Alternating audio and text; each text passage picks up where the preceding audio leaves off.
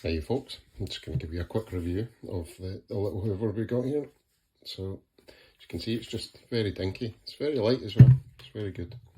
It does come with two attachments. You just get the nozzle one and you get a brush and obviously the power socket on there. Hoover itself is very basic. There's nothing really else to it other than turning it on and off.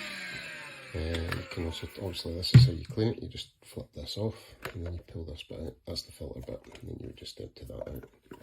This bit can be a wee bit pernickety getting this in, but it just goes back in and then just goes on like that. And then just for a quick demonstration, you just slot this in to the nozzle, as you would there, and then just a very quick demonstration of it actually working.